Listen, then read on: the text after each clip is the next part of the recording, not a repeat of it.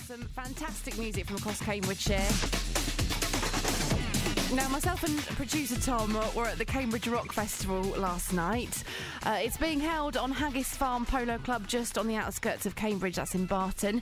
It's in its 9th year, 3 music stages, over 100 beers. That's a nice combination, isn't it? And whilst we were having a curry and a pint, I bumped into the Peterborough lads, Amore, after their set on the BBC Introducing stage. Hi, I'm Ben from Amore. I always enjoy playing, but it's fantastic to be on a nice big stage rather than, in a little club somewhere. What are the sort of gigs that you usually play? We've done Willow Festival, but other than that, they're usually sort of 300 or 400 capacity venues. So the ones local to us are like Club Revolution and the Met Lounge. But we've been really lucky to play on some of the really good sort of club venues up and down the country.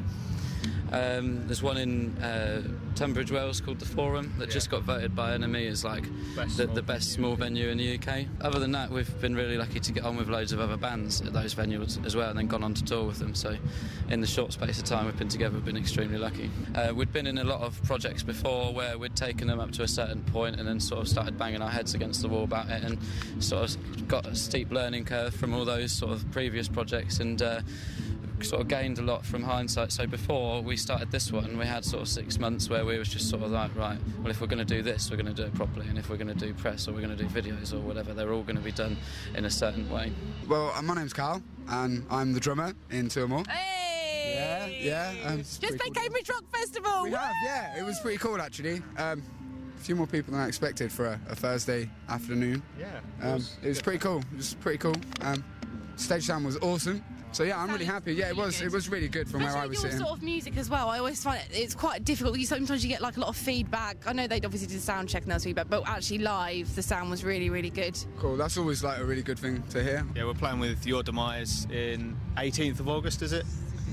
16th of August in Club Revolution at Peterborough. 17th we'll come and see you and play some songs. Oh, stripped down set, that'll be interesting. Acoustic. Yeah, so there's no we're sort of holding back on all the sort of shouting and stuff like that. We're not just going to stand in a room and shout. But yeah, they're all stripped down acoustic songs. And then the day after, we got a show in Birmingham with a band called Hildemay, and we've always been wanting to sort of get on with those sorts of bands. So that's a good show. Advice for bands that listen to the show, who are maybe not as wise as you are and have not as much experience?